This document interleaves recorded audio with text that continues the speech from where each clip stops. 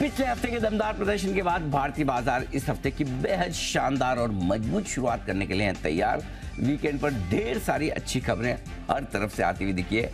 स्वागत है आपका इस नए हफ्ते में शेयर बाजार लाइव में। नमस्कार, मैं हूं अनिल सिंघवी। नमस्कार, मैं हूं दीपांशु भंडारी। तैयार हो जाइए एक और एक्शन पैक्ड हफ्ते के लिए। पिछला हफ्ता तो बढ़िया रहा और एक्शन इस हफ्ते भी कैरी फॉरवर्ड होने वाला है। वैसे जितना अच्छा एक्शन मार्केट में अनिल जी, उससे बेहतर एक्शन क्रिकेट पिच पर आजकल देखने को मिल रहा है। बिल्कुल दीप, और जिस तरह से मतलब पॉइंट टेबल पर नंबर 2 पोजीशन की जो टीम हो उसको इतनी बुरी तरह से हराना, मतलब ये तो ऐसी टीम है जो like never before kind of team. मतलब ये जो वर्ल्ड कप इंडियन टी है, मतलब अब आप सही में कंफ्यूज हो जाएंगे कि हमारी बैटिंग अच्छी है या बॉलिंग ज़्यादा अच्छी है।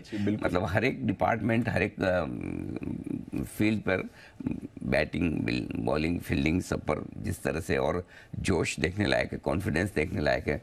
और कोहली साहब ने तो अपनी बर्थडे पर जो बड़ा गिफ्ट दिया है, मजा आ गया फाइनली। मतलब शायद अब लगता है कि इसलिए तो कहीं वानखेड़े में जल्दी नहीं चले गए कि बर्थडे के दिन ही गिफ्ट दूंगा। नहीं, लेकिन सबसे बड़ी बात ये बड़े खिलाड़ियों की ये खासियत है, वो जब चाहे वो करके दिखा सकते हैं। बिल्कुल ये बड़ी चीज़ है कि बड़े दिन बड़ी टीम के सामने बड़ी सेंचुरी। और बाकी जो बॉलर्स ने कमाल किया है, जितनी तारीफ की जाए कम है। मतलब एक बार के लिए लगा कि शायद थोड़ा कंपेटिटिव स्कोर है, अच्छा मजा आएगा चेज में, बट ना एकदम एक तरफा था, बिल्कुल एक तरफा था। तो आई थिंक मज़ा आया, बहुत ही अच्छी परफॉर्मेंस रही टीम की। वही ना, उनके कैप्टन से पूछा रहा, पहले 10 ओवर परेशानी वाले थे तो साउथ अफ्रीका के कैप्टन ने बोला बैटिंग वाले या बॉलिंग वाले। हर एक लेवल पर परेशानी, दोनों में उन्हें बड़ी परेशानी हुई। सो आई थिंक बस एक लास्ट लीग मैच बचा है हमारा, और बस 2 सेमीफाइनल फाइनल हमें और अच्छे से निकालने हैं। तो बस आई थिंक शायद ऐसा हमारा तो पहला ही रिकॉर्ड होगा वर्ल्ड कप का कि जहां हम अनबीटन रहकर सारे पूरा टूर्नामेंट जीते हैं। तो उसी की तरफ इंडियन टीम आगे बढ़ रही। बहुत बहुत बधाइयाँ पूरी टीम को और आप सभी को भी। मजा आ गया सर, बिल्कुल। तो मैं सोचा था थोड़ा मेरा गला ठीक होने की सिचुएशन हुई थी और फिर मैच इतना बढ़िया हो गया, वापस पुरानी सिचुएशन पे पहुंच गया एकदम। Correct sir. लेकिन फिर भी हाँ, शुक्रवार से काफी बेटर। शुक्रवार से तो डेफिनेटली बेटर है और बाजार का मूड माहौल भी बहुत बेहतर है सर। शुक्रवार से बहुत बेटर है। शुक्रवार से और भी बेहतर हो गया मेरे ख्याल से पिछले हफ्ते के मुकाबले में। पिछले हफ्ते जितनी भी हमने गैप अप ओपनिंग देखी है, उनसे सबसे बड़ी गैप अप ओपनिंग आज होनी चाहिए। जो आज 150 पॉइंट गिफ्ट निफ्टी ऊपर दिखा रहा है, वो सही दिखा रहा है। सही दिखा रहा है। अब यूजुअली अग्री नहीं करते हैं गिफ्ट, मतलब जहाँ नहीं करना होता तो नहीं करता हूँ, जहाँ करना होता है करता हूँ। सो आज मैं सहमत हूँ, आज तेजी बननी चाहिए। ठीक है, कौन से ट्रिगर्स इस तेजी के लिए ये भी बताइए। बिल्कुल, ट्रिगर्स दीप सब तरफ से हैं, जहाँ से आप देखना चाहें, चाहे आप दुनिया से देखें चाहे हमारे अपने देखें। शुक्रवार को फिर से अमेरिकी बाजारों में दमदार एक्शन देखने को मिला है। 2.25 डाउ चढ़ा है, 2.25 नैस्डैक चढ़ा है। 10 साल के अमेरिका की बॉन्ड यील्ड 4.5% के नीचे आती दिख रही, तो डॉलर इंडेक्स भी 105 के नीचे आता हुआ दिख रहा है। तो दोनों में बड़ी तेज़ गिरावट हुई, जो फायदे की बात है। इसके साथ साथ कच्चा तेल भी लुढ़का है। ढेर सारी खबरें आई हैं वीकेंड पर, सारी अच्छी तरफ है। नंबर्स भी आए वीकेंड पर, कोई एक्सीडेंट एक भी नहीं है नंबर्स के लिहाज से। ज़्यादातर नंबर्स आपको मजबूती की तरफ दिखेंगे और उन पर भी पूरा का पूरा एक्शन होता हुआ आज नजर आएगा। सो रिजल्ट्स अच्छे हैं, एफआईज के फिगर्स अच्छे हैं, ग्लोबल मार्केट से संकेत अच्छे हैं, डॉलर इंडेक्स, बॉन्ड यील्ड, कच्चे तेल से, मतलब अगर इससे ज़्यादा अच्छे संकेत की आप उम्मीद कर रहे हो तो फिर तो ये कि भाई 2024 के इलेक्शन के रिजल्ट भी आज ही पता चल जाए आपको। तो इसके अलावा और कोई इससे ज़्यादा अच्छी की सोचना भी मतलब जरूरत से ज़्यादा हो जाएगा। Absolutely sir, absolutely. इसीलिए मैं कह रहा हूँ कि आज बहुत अच्छे संकेत आ रहे हैं। बिल्कुल, तो नतीजों का सहारा है, ग्लोबल फैक्टर्स का सहारा है, हमारे डोमेस्टिक फैक्टर्स का सहारा है। एफआईज की सेलिंग फ्राइडे को हमने देखा बहुत ही कम हुई थी। ये सारे फैक्टर्स एक बार जरा अंजी से समझते हैं, बट क्योंकि ग्लोबल एक्शन इतना डोमिनेट कर रहा है, पिछले हफ्ते भी हमने देखा 5 दिनों से अमेरिका में आपको लगातार तेजी दिख रही है अनिल जी। जो पिछले हफ्ते की साप्ताहिक बढ़त है अमेरिका में, वो 1 साल में सबसे अच्छी है। यानी कि पिछले साल अक्टूबर नवंबर में जो एक्शन दिखा था वीकली बेसिस पर, वो हमने लास्ट वीक देखा सर। 5% डाउ, 6.5% नैस्डैक।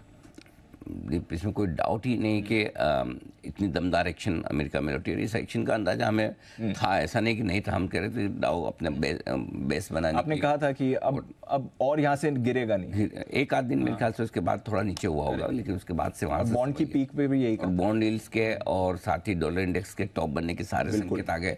वीकेंड पर क्या क्या अच्छा हुआ है, पहले शुक्रवार को पहले अमेरिकी बाजारों में जो डेटा आए हैं वो डेटा बहुत अच्छा है। 2 डेटा आए हैं। एक नौकरियां लगने के, एक नौकरियां नहीं लगने के, बराबर है जी। नौकरियां लगने का अनुमान था कि थोड़े बढ़कर आएंगे, 1.5 लाख नई नौकरियां जुड़ी है, अनुमान 2.25 लाख नौकरियों का था, और पिछले महीने सितंबर में ये नौकरियां 3 लाख जुड़ी थी।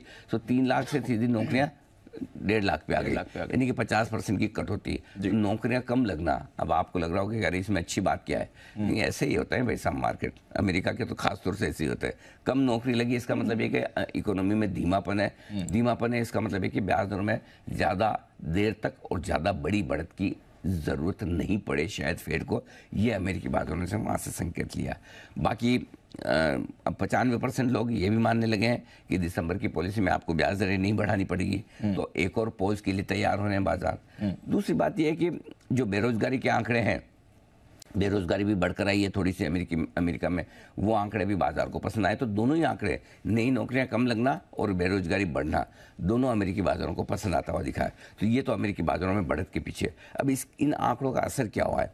इन आंकड़ों के दम पर आपके बॉन्ड यील्ड्स घटकर 4.5% के आसपास आ गए, जो सबसे बढ़िया संकेत हमारे लिए, हमें बॉन्ड यील्ड पे ही एक्शन पूरा दिखाना है। सो 4.6 के आसपास है। डॉलर इंडेक्स 105 के नीचे आ गया, इसमें तेज गिरावट आती हुई दिखी है, ये भी हमारे लिए बड़ी काम की चीज़ है।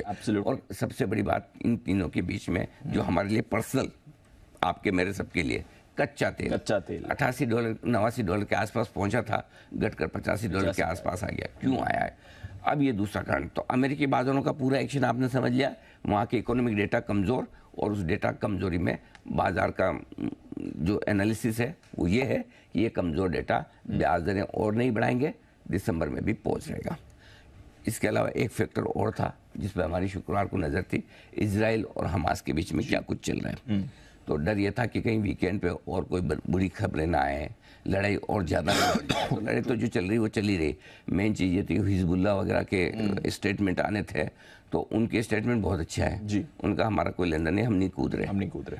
ये बड़ी रिलीफ की बात। कच्चा तेल जो नीचे आया 85, वो इसी वजह से आया जी।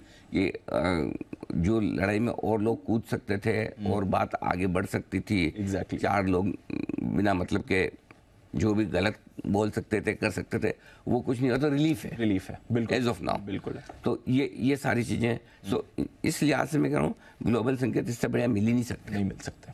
सही बात है सर, इससे अच्छा और ग्लोबल संकेत नहीं चाहिए। अच्छा, एक और फैक्टर जो हम क्लोजली ट्रैक करते हैं एफआईज का, फ्राइडे को इन्होंने भी दिखा दिया कि भाई अब हम या तो एक बार के लिए टैंक खाली हो गया जहां तक सेलिंग का सवाल है, या फिर ये भी अब मूड माहौल बदल रहे हैं, क्योंकि फ्यूचर्स में तो अच्छा एक्शन आ ही रहा है, कैश में भी कुछ नहीं किया इन्होंने। तो अपन वही बात करते थे कि बेचने वाला भी तो थकता है ना, कभी तो थके, ऐसा थोड़ी खरीद के लोग थकते हैं। एग्जैक्टली, आजकल तो बेचने वाले जल्दी और ज्यादा थकते हैं। एग्जैक्टली, तो वही होता दिख रहा है। शुक्रवार की स्क्रीन बताई रही थी, हम बात कर रहे थे कि एफआईएस के नंबर मजबूत आएंगे। सिर्फ 12 करोड़ की बिकवाली की है, जो कि इन दिनों का हाल ही का सबसे छोटा आंकड़ा है। दूसरा, सामने 2400 करोड़ के आसपास के इंडेक्स स्टॉक फ्यूचर्स खरीदे, तो नेट आप देखेंगे तो स्टॉक्स में 2400 करोड़ के आसपास की खरीदारी है।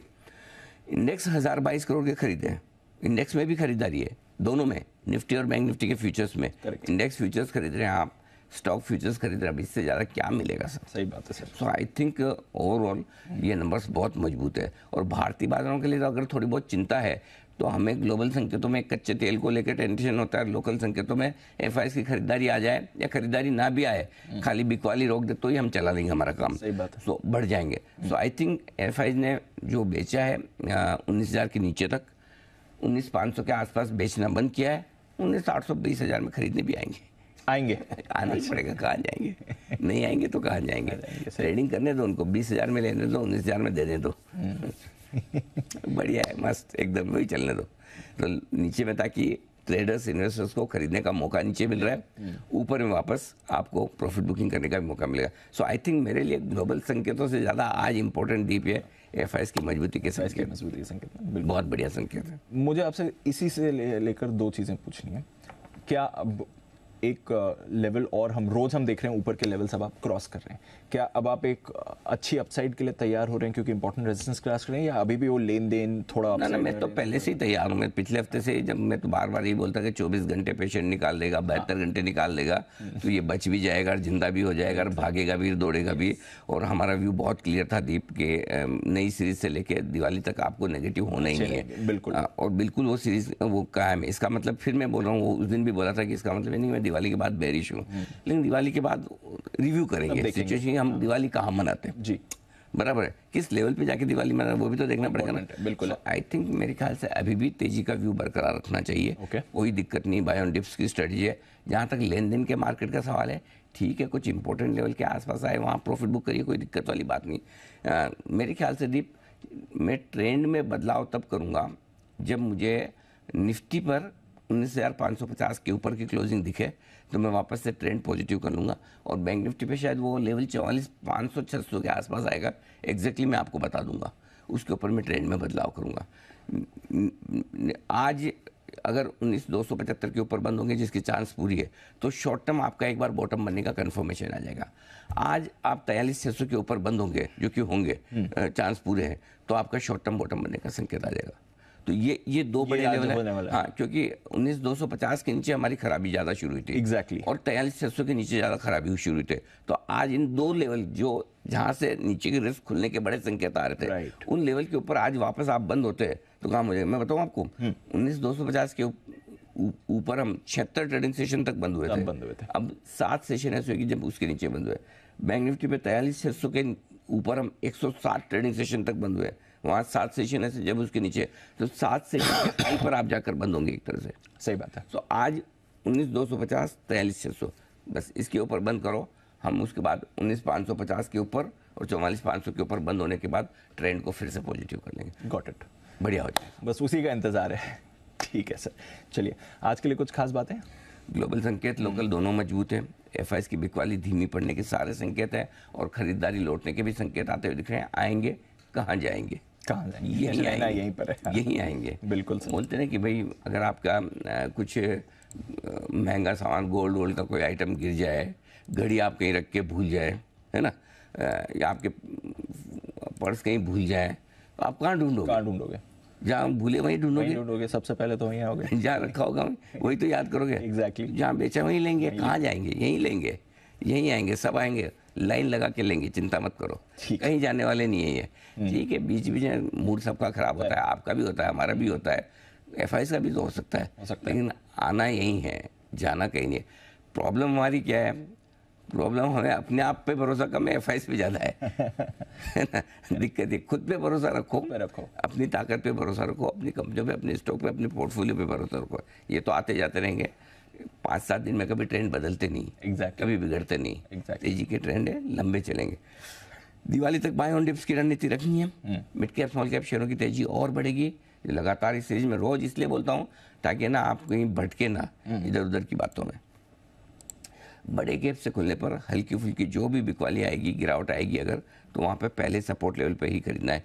यही राय शुक्रवार को भी दी थी, आप देख लीजिए 19,200-225 हमने कहा था बेस्ट लेवल है, करेक्ट। वहीं पर आपको एंट्री करने का मौका भी मिला।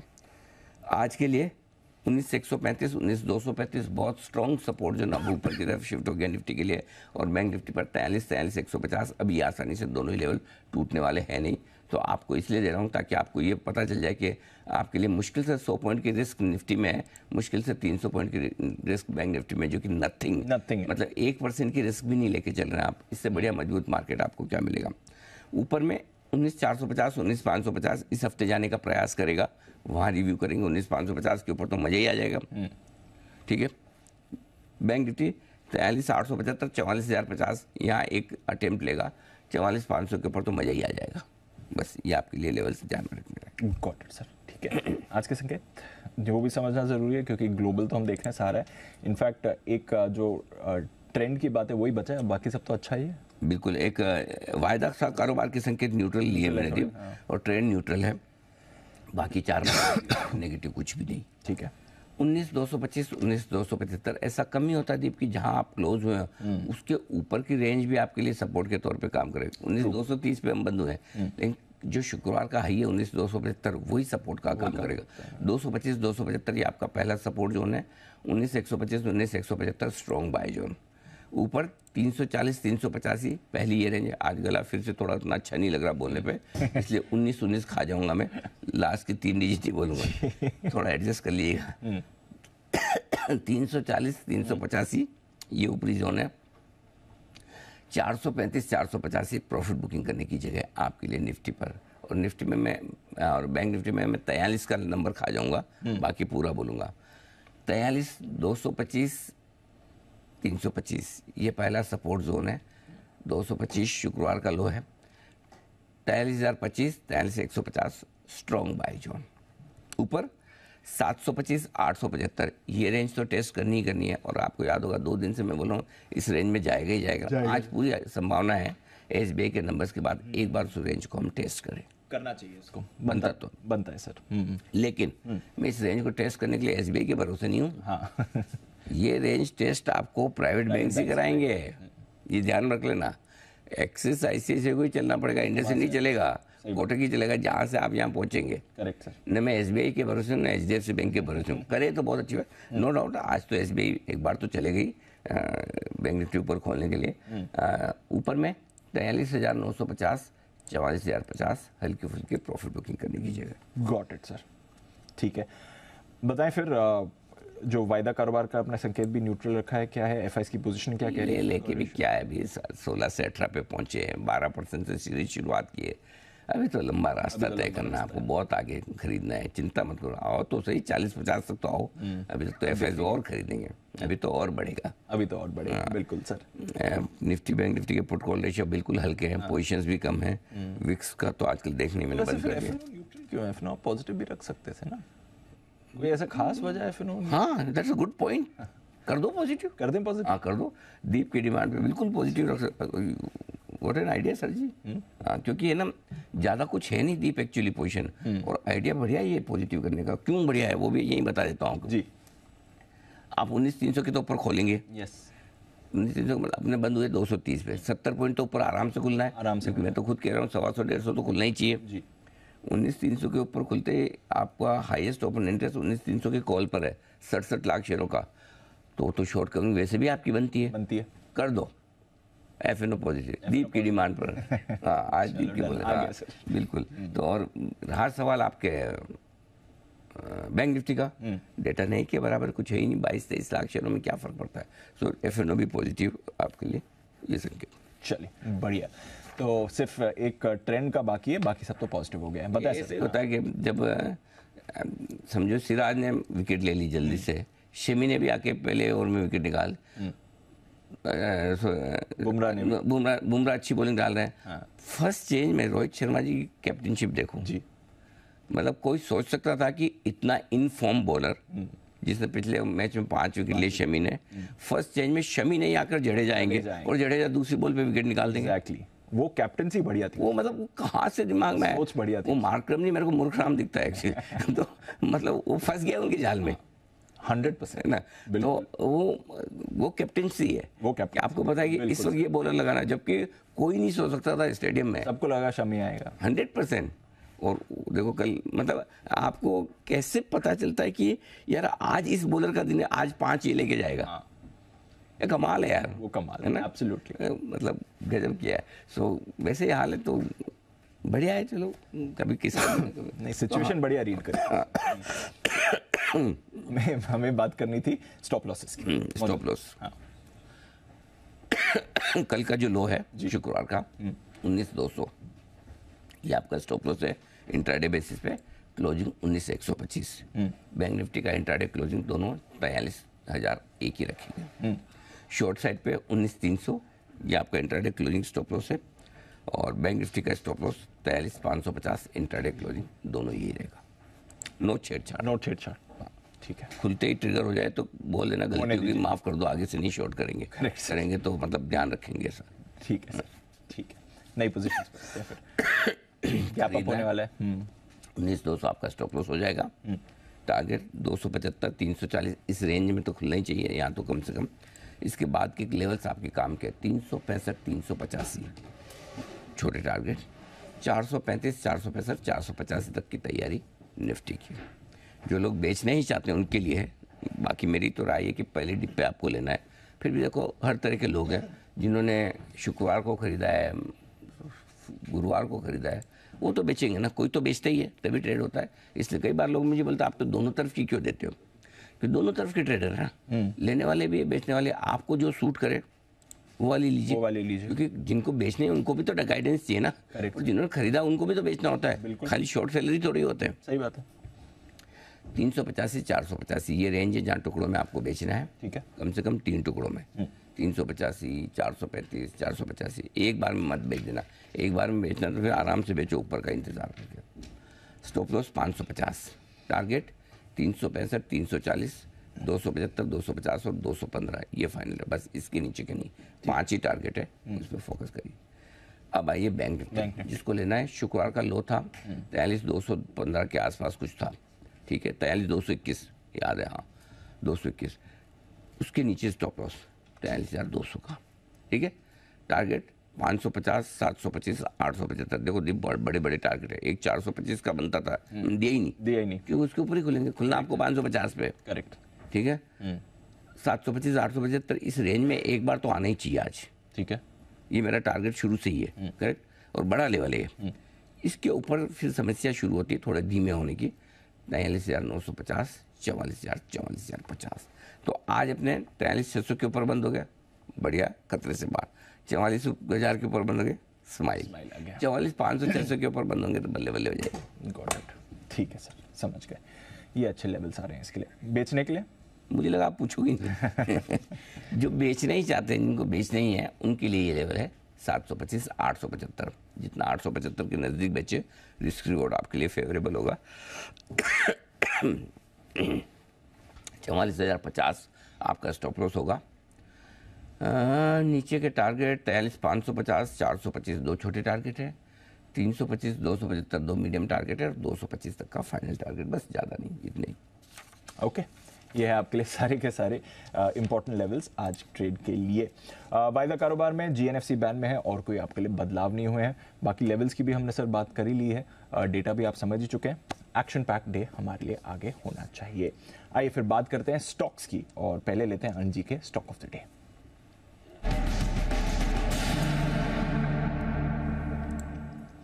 बताएं सर, क्या कुछ आया रेडार पर स्टॉक ऑफ द डे के लिए? बहुत सारे दीप, कितने चाहिए आपको?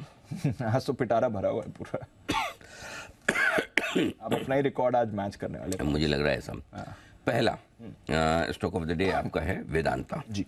ऑपरेशनली बहुत ही स्ट्रॉन्ग नंबर आए हैं, कहाँ से आए ये समझ नहीं आया। इतने खतरनाक, इतने जबरदस्त नंबर्स हैं, पूछिए मत।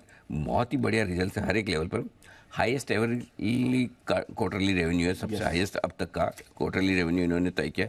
ये तब जब मेटल स्टॉक्स थोड़े स्ट्रगल कर रहे हैं, एब्सोल्युटली, ठीक है। दूसरा, सेकंड हाईएस्ट क्वार्टरली एबिटा आया है। सोचो दीप, मतलब 11,500 करोड़ का एबिटा कर रही है कंपनी, 50,000 करोड़ सालाना एबिटा, गजब के नंबर। मार्जिन 30% पहुंचे, हमारा अनुमान 20% का ही था। लेकिन आपको देखिएगा नुकसान, लॉस, क्योंकि उसमें 6,950 7,000 करोड़ का वन टाइम एक एडजस्टमेंट है टैक्स का, उसकी वजह से। बट अदरवाइज नंबर्स बहुत बढ़िया। अच्छा, इसके साथ डेट भी इन्होंने 1,400 करोड़ से कम किया, वो बढ़िया है। सो आई थिंक ऑपरेशनली बहुत स्ट्रॉन्ग नंबर है। खरीदने की राय है, 230 का स्टॉप लॉस है, 237 242 ये दो टारगेट। लेकिन वेदांता चूँकि जनरली मैं कई बार वैसे भी रिकमेंड करता, मुझे लगता है दीप इसको है ना अब थोड़ा सा पोजिशनली महीने भर का व्यू लेके 275 280 के टारगेट के लिए होल्ड करना चाहिए। इसको जल्दी से मत बेचिए। 10 से 15% की अपसाइड के लिए से होल्ड करिए। तैयार हो रहा है इसके लिए, ये अभी ये तैयार होगा। अंडर ओन्ड स्टॉक है, मेटल में सबसे ज़्यादा अंडर परफॉर्म किया है, और मेटल में सबसे बढ़िया रिजल्ट इसी के। हाँ। और अगर जहाँ भी थोड़ी बहुत अगर इनके जो डेट रीफाइनेंसिंग को लेके कोई अच्छी खबर आ गई तो ये स्टॉक 275 80 कब हो जाएगा आपको पता ही नहीं चलेगा। Correct sir. नंबर 1। नंबर 2, अब देखो आज के रिजल्ट, आरती इंडस्ट्रीज, ये सारे ऐसे रिजल्ट है जिनसे वो है ना, ये तो बच्चा फेल होगा। एग्जैक्टली है ना, और वो थर्ड डिवीजन के बजाय सेकंड डिवीजन पे आ जाए तो बहुत अच्छा लगता है। एग्जैक्टली तो ये सेकंड डिवीजन पास होने जैसे नंबर है इसके। बिल्कुल, ठीक है। ऑपरेशनली अच्छी नंबर पहले लेवल दे देता हूँ। 453 रुपये फ्यूचर्स का स्टॉप लॉस होगा आपका। 472 479 484 72 79 84 ये 3 टारगेट के लिए क्यों खरीदना है? ऑपरेशनली बहुत स्ट्रॉन्ग रिजल्ट है, लेकिन इस वजह से नहीं करिए। खरीदने का रीज़न दूसरा है, दूसरी लाइन में वो इसमें रिजल्ट्स में रिकवरी के पहला संकेत मुझे दिखा है केमिकल्स की। हाँ, बिल्कुल ये इसके स्पेशली इसके क्योंकि ये क्या है, केमिकल में हाई बीटा है। जी। ये घटना होगा तो सबसे पहले घटेगा और बढ़ना होगा तो भी सबसे पहले बढ़ेगा। और मार्जिन 16% जो इन्होंने मेंटेन कर लिया, बहुत मुझे राहत मिली। आज शायद 4 बजे इसकी कौन कॉल है, जहाँ तक मुझे याद है। हाँ 4 बजे तो कौन कॉल सुनिएगा, मैनेजमेंट कितना कॉन्फिडेंट होता है। अब जो भी हो उसका तो कल पता चलेगा, लेकिन आज मुझे लगता है कि नंबर्स के दम पर चलेगा। नंबर 3, हो जेके लक्ष्मी सीमेंट हमने खरीदारी की राय दी थी कैश वाला, जेके सीमेंट उससे बढ़िया आ गया, उससे भी बढ़िया है। तब मैं बोला था कि सीमेंट के सबसे बेस्ट रिजल्ट है। इसने और सरप्राइज दिया, बढ़िया दिया, बिल्कुल मतलब बहुत ही शानदार रिजल्ट है हर एक लेवल पर, इतनी बढ़िया परफॉर्मेंस। Stop loss 3100, target 3190, 3225, 3240। क्यों खरीदना है? पहली चीज़ तो ये कि कॉस्ट कम की है इन्होंने और उससे स्ट्रॉन्ग ऑपरेशनल परफॉर्मेंस आई है इनकी। मार्जिन बढ़िया 17% रहे हैं, काम का जो मुनाफा भी 55% बढ़कर आया। सारे बिजनेस में वॉल्यूम ग्रोथ भी बड़ी स्ट्रॉन्ग है, ये खरीदा जा सकता है। अब एक रिजल्ट बहुत इंटरेस्टिंग है, जहाँ मेरी शॉर्ट करने की बजाय 150 पॉइंट ऊपर निफ्टी खुल रहा है तब, और वो है बीओबी। जैसे ये बेस्ट इन क्लास रिजल्ट है आपके जेके के, वर्स्ट इन क्लास बीओबी। मतलब दाएं बाएं आगे पीछे ऊपर नीचे सब तरफ से घुमा के देख लें, ऐसा नंबर्स मज़ा नहीं आया ना। मैनेजमेंट की गाइडेंस में उतना मज़ा दिख रहा है। तो पहली चीज़ तो है कि ग्रेट रिजल्ट्स नहीं है। नेट इंटरेस्ट मार्जिन थोड़े से उम्मीद से कम आए हैं, चाहे वो ग्लोबल निम्स हो या लोकल निम्स हो, डोमेस्टिक हो, दोनों थोड़े कम हैं। स्लिपेजेस बढ़ी हैं, प्रोविजनिंग बढ़ी है, वो भी अच्छा नहीं है। अगर गलती से फ्लैट या ऊपर खुले तो प्रॉफिट बुक करके इंतजार कीजिए। स्टॉप लॉस 207 का स्टिक रखिए, मार्केट का मूड ज़्यादा अच्छा है। अगर 207 के ऊपर खुल जाए तो आपको शॉर्ट नहीं करना, सिंपल। लेकिन नहीं, जब तक 207 ना टूटे तब तक आप स्टॉप लॉस शॉर्ट करने का सोच सकते हैं। नीचे के टारगेट 200, 197, 194, 3 बनकर आते हैं आपके लिए। बाकी गाइडेंस में थोड़ा ठीक है, उतना बुरा नहीं, लेकिन ये रिजल्ट ऐसे नहीं कि जिसके दम पे आप सुबह सुबह इसको खरीदने की सोचें। एक इंटरेस्टिंग चीज़ हो रही है आजकल, मैं कई बार पोस्ट रिजल्ट का भी एनालिसिस करने की कोशिश करता हूँ, और वो है SBI, सॉरी टाइटन, माफ कीजिए, रिजल्ट SBI तो वीकेंड पे है। टाइटन शुक्रवार को आ गए थे number. Stop loss 3228, target 3310, 3355, 3410। Numbers बहुत बढ़िया हैं। रिजल्ट के बाद कमेंट्री भी अच्छी दिख रही है। टारगेट भी कुछ ब्रोकरेजेस ने बढ़ाए। CLSA का बड़ा अपग्रेड है, 400 रुपये बढ़ाए, 2950 से 3950, 3550 से। सो आई थिंक टाइटन में भी 1 से 2% की तेजी आज के लिए बन सकती है। तो चलिए, ज्यादातर नंबर्स अच्छे आए ओवर द वीकेंड, ये अच्छी बात है। ये तो स्टॉक ऑफ द डे पर थोड़े नंबर्स की बात हो गई, और क्या नंबर्स पर अनिल जी कहना है ये भी जानते हैं रिजल्ट रिव्यू में।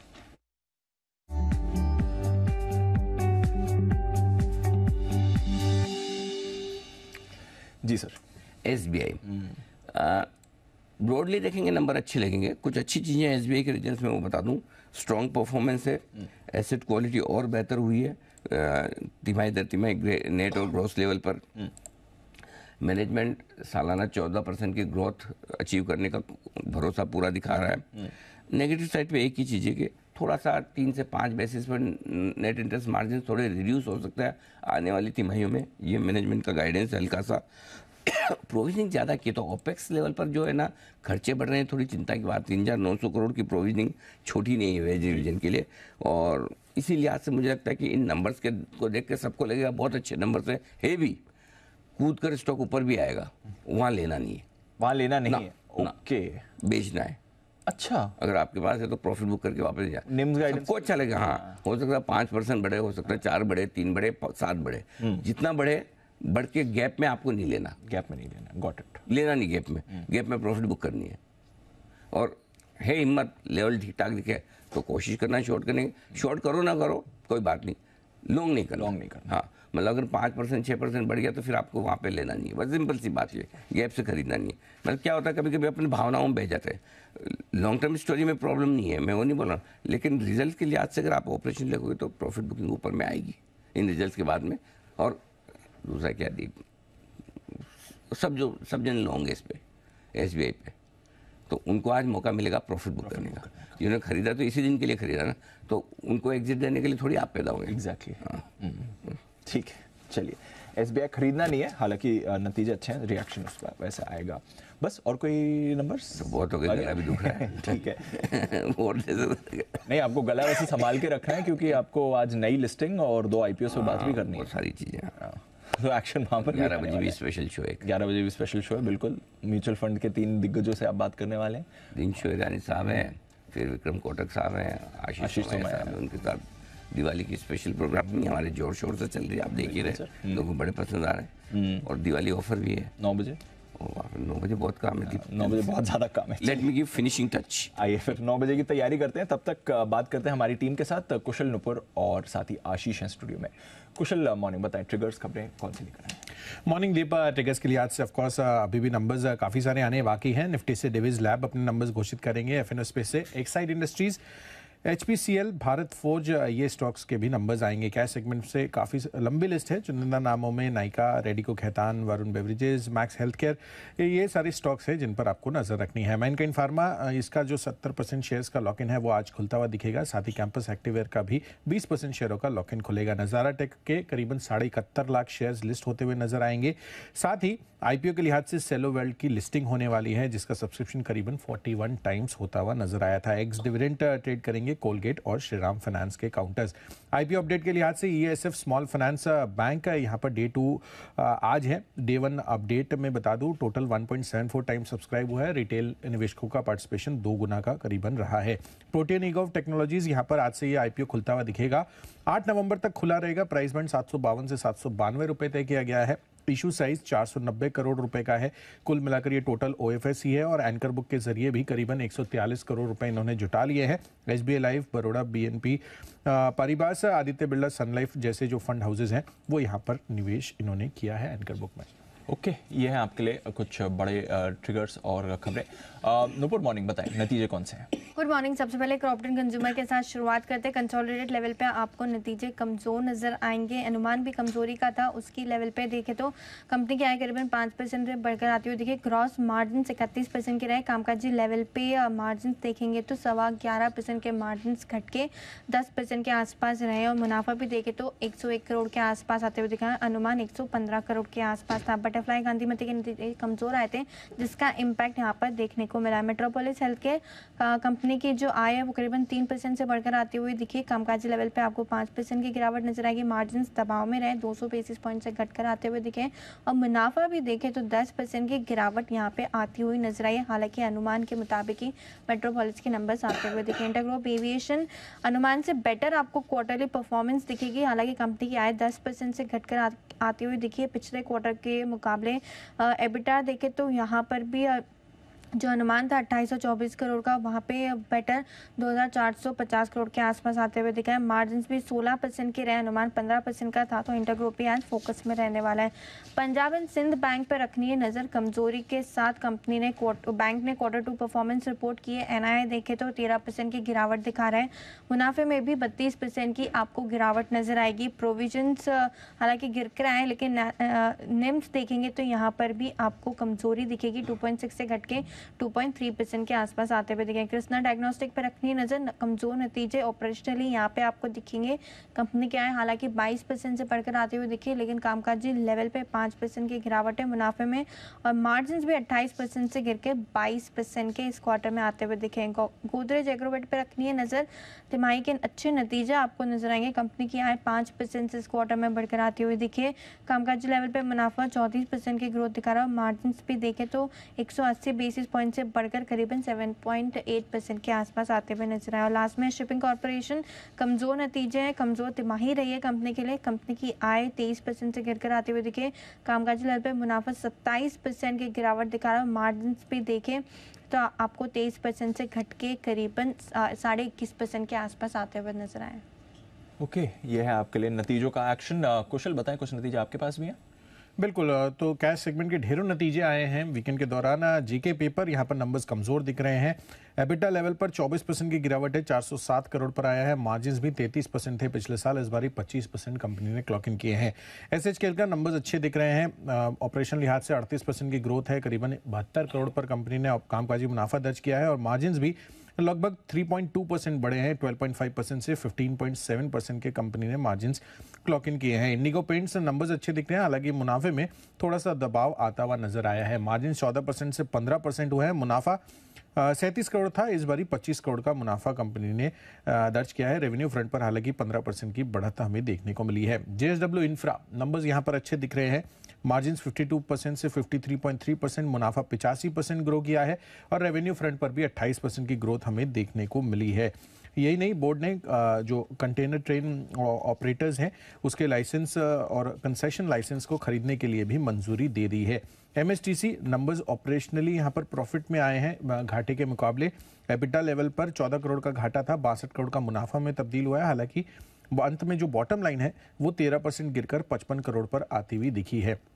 उत्कर्ष स्मॉल फाइनेंस बैंक नंबर्स यहाँ पर अच्छे दिख रहे हैं। एनआईए करीबन 17% बढ़ी है, मुनाफा 30% ग्रो कर 114 करोड़, प्रोविजनिंग भी सालाना दर पर रिड्यूस हुई है और एसेट क्वालिटी में भी अच्छा खासा सुधार आता हुआ नजर आया है। आईक्यू लाइटिंग के भी नंबर्स अंत में यहाँ पर भी अच्छे आते हुए दिख रहे हैं। एबिटा 80% ग्रो कर 27 करोड़, मार्जिन 19% से बढ़कर 22.5% और मुनाफा भी 64% ग्रो करता हुआ दिखा है। तो अच्छे नंबर्स आईक्यू लाइटिंग के। ओके, अच्छे नंबर्स हैं यहाँ पर आईक्यू लाइटिंग के भी। कुछ और सेट ऑफ नंबर्स और खबरें बताइए नुपुर। डेटा पैटर्न के साथ शुरुआत करते हैं। कंपनी की आय देखेंगे तो आपको 23% की ग्रोथ नजर आएगी। कामकाजी लेवल पे 35% की ग्रोथ है। मुनाफे में मार्जिन भी 34% से बढ़ के 38% की हुए हैं। मुनाफा भी 62% की ग्रोथ यहाँ पर दिख रही है। इलेक्ट्रा ग्रीन टेक पर रखनी है नजर। स्ट्रॉन्ग परफॉर्मेंस है कंपनी की तरफ से। कंपनी की आय में 73% की मजबूत ग्रोथ आती हुई दिखे। कामकाजी लेवल 2 गुना से बढ़कर 40 करोड़ पहुंच गया है 20 करोड़ से। मार्जिन भी 11% से सुधर के 13% के पहुंचे।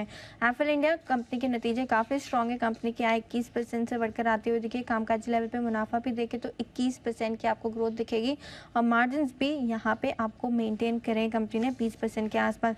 पीबी फिनटेक कंपनी की आय स्ट्रॉन्ग परफॉर्मेंस आय में आपको नजर आएगी। 42% की ग्रोथ है यहाँ पे। कामकाजी लेवल पे 226 करोड़ के घाटे से आप कम करके 90 करोड़ किया और नेट लेवल पे भी 190 करोड़ का घाटा आप कम होके 21 करोड़ का रह गया। विष्णु प्रकाश आर पुलंगिया पे भी आज रखनी है नजर, क्योंकि कंपनी को करीबन 175 करोड़ का एक नया ऑर्डर मिला है, तो ये स्टॉक फोकस में रहेगा ऑर्डर विन के चलते।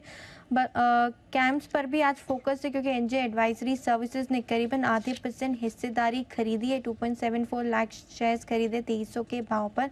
और लास्ट में करूर वैश्य बैंक जहाँ पे HDFC म्यूचुअल फंड ने 35 लाख शेयर्स खरीदे, अपना हिस्सा 4.72 से बढ़ा के 5.15% किया है। ओपन मार्केट के जरिए 1 नवंबर को ये ट्रांजैक्शन हुआ था। ओके, ये है सारी की सारी खबरें, नतीजे और साथ ही ट्रिगर्स का एक्शन। आइए ब्रोकरेजेस की तरफ करते हैं फोकस FIR में।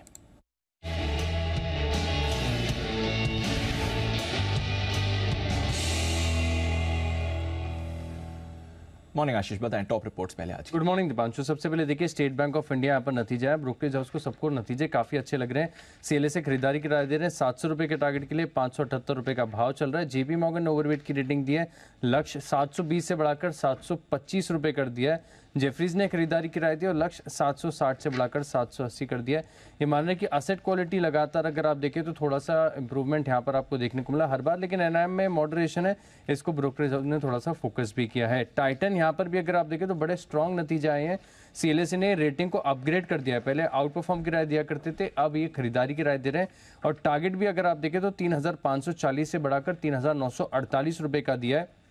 हम मान रहे हैं कि मार्जिन अगर आप देखें तो पिछले साल के मुकाबले थोड़े से कम है, लेकिन अनुमान से बेहतर है, यहाँ पर फोकस रखेंगे। इसके अलावा अगर आप देखें तो ब्रोकरेज हाउस HSBC की तरफ से इंटरेस्टिंग रिपोर्ट है, खरीदारी की राय दी है 3900 रुपये का इन्होंने टारगेट दिया है। और ये मान रहे कि ज्वेलरी सेगमेंट है, वॉच सेगमेंट है, यहाँ पर काफ़ी बढ़िया ग्रोथ देखने को मिली है। खरीदारी की राय दी है 3900 रुपये के लक्ष्य के लिए। मैक्वारी ने आउट परफॉर्म की रेटिंग दी है, लक्ष्य 3600 से बढ़ाकर 3700 कर दिया है। कैश का स्टॉक है जोमेटो। यहाँ पर अगर आप देखें तो शुक्रवार बाजार बंद होने के करीब नतीजे आए थे और बड़ी इंटरेस्टिंग रिपोर्ट हैं। जितनी भी रिपोर्ट्स हैं सबकी सब पॉजिटिव हैं और सब ने अगर आप देखें तो टारगेट प्राइस अब बढ़ाए हैं। सीएलए खरीदारी की राय के साथ टारगेट को जो है बढ़ाए, रेटिंग को अपग्रेड किया 120 से बढ़ाकर 168। मॉर्गन स्टैनली ओवरवेट की रेटिंग दे रहे हैं, 125 से लक्ष्य को बढ़ाकर 140 कर दिया है। 150 का टारगेट दे रहे हैं JP मॉर्गन। जेफरीज खरीदारी की राय दे रहे हैं 130 से बढ़ाकर 163 का टारगेट दिया है। 140 130 की सबके लगभग अगर आप देखें तो टारगेट्स निकल कर आ रहे हैं। सबने माना है कि जिस प्रकार से अगर आप देखें तो ब्लिंकिट है, क्विक कॉमर्स है, यहाँ पर ग्रोथ काफ़ी बढ़िया देखने को मिली है। और इनफैक्ट एक इंटरेस्टिंग रिपोर्ट आई है जेफरीज की तरफ से, जहाँ पर इनका नोट में सबसे पहले शुरुआत में ही किया है कि always delivers more than expected, तो यहाँ पर फोकस रखेगा। सीएटी खरीदारी की राय दे 145 रुपये का टारगेट दिया है। SRF मॉर्गन स्टैनली ने रेटिंग को अपग्रेड कर दिया, टारगेट 2194 से बढ़ाकर 2634 कर दिया है। नवीन फ्लोरिन पर अगर आप देखें तो मॉर्गन स्टैनली का डाउनग्रेड आ गया है और टारगेट इन्होंने 4900 51 से इन्होंने कट कर 3629 कर दिया। हालांकि अभी भी अगर आप देखें तो करंट मार्केट प्राइस से ऊंचा है। पीआई इंडस्ट्रीज पर भी सिमिलरली डाउनग्रेड आ गया है और लक्ष्य इन्होंने 3978 से घटाकर 3113 कर दिया है। आरती इंडस्ट्रीज मॉर्गन स्टैनली रेटिंग को अपग्रेड कर रहे हैं और टारगेट 458 से बढ़ाकर 575 कर दिया है। ओके, ये है आपके लिए सारी की सारी आज की रिपोर्ट्स। और भी कुछ रिपोर्ट्स? और भी बहुत सारी रिपोर्ट है। इंटरग्लोब एविएशन, यहाँ पर भी नतीजों का इम्पैक्ट आपको देखने को मिलेगा। मॉर्गन स्टैनली ओवरवेट की रेटिंग दे रहे 3217 के टारगेट के लिए। जेपी मॉर्गन ने ओवरवेट की रेटिंग दी है 2880 से, लक्ष्य को बढ़ाकर 2910 कर दिया है। 2700 का टारगेट दे रहे गोल्डमैन सैक्स खरीदारी के राय के साथ। गोल्डमैन सैक्स की रिपोर्ट काफ़ी इंटरेस्टिंग लग रही है, जहाँ पर अगर आप देखें तो मान रहे कि कुछ वन ऑफ रिवर्सल्स के चलते मुनाफे में आपको बढ़त देखने को मिली है। Bank of Baroda JP Morgan overweight की रेटिंग को बरकरार रखे, लेकिन जो टारगेट है 230 से बढ़ाकर 250 कर दिया। मैक्वायरी ने न्यूट्रल की रेटिंग दी, 188 रुपये का टारगेट दिया है। जेके सीमेंट जेफरीज होल्ड की राय दे रहे हैं 3310 रुपये के लक्ष्य के लिए। 3132 रुपये का भाव चल रहा है। एबी कैपिटल पर मॉर्गन स्टैनली इक्वल वेट की रेटिंग दे रहे हैं, लक्ष्य 200 से घटाकर 195 कर दिया है। सीजी कंज्यूमर पर मॉर्गन स्टैनली ने इक्वल वेट की रेटिंग दी, 283 रुपये का टारगेट दिया है। एस्कॉच कोबोटा सीएलएस से बिकवाली की राय दे रहे हैं 2002 रुपये के लक्ष्य के लिए, लेकिन मैक्वायरी ने टारगेट जो है बढ़ाया है 2100 से बढ़ाकर 2787 कर दिया। हालांकि स्टॉक चल रहा है ऑलरेडी 3076 के आसपास। पीबी फिनटेक पर इंटरेस्टिंग रिपोर्ट है। मॉर्गन स्टैनली की तरफ से ओवरवेट की रेटिंग दी है, 910 का टारगेट दिया है। वहीं सिटी ज़्यादा बुलिश नजर आ रहे हैं, खरीदारी की राय के साथ टारगेट बढ़ाकर 1035 कर दिया। डिलीवरी यहाँ पर भी नतीजों का इम्पैक्ट है। अंत में सीएलएस से खरीदारी की राय दे रहे हैं, लक्ष्य 550 से बढ़ाकर 593 कर दिया है, लेकिन मॉर्गन स्टैनली ने टारगेट घटा है 450 से घटाकर 440 कर दिया है। लेकिन जेफरीज अगर आप देखें तो सबसे ज़्यादा बुलिश नजर आ रहे हैं, अभी भी खरीदारी की राय दे रहे हैं 605 के टारगेट के लिए। थक गए? हाँ सर, काफ़ी रिपोर्ट्स हैं। अच्छा, मैंने इतने सारे स्टॉक रिकमेंड किए, मैं तो थका नहीं। और अभी और बहुत आने वाले बाकी है। दिवाली ऑफर है, एक लिस्टिंग है सेलोन, 2 IPO खुल रहे हैं, मतलब एक खुल रहा है, एक खुल चुका है। एसाफ, उसका विश्लेषण करना है। और वो NSDL वाली कंपनी प्रोटीन ईगो, नहीं थका मैं। ओके, आइए तब तक सोमवार की सुबह स्वागत है हमारे सभी मेहमानों का पिक ऑफ द वीक।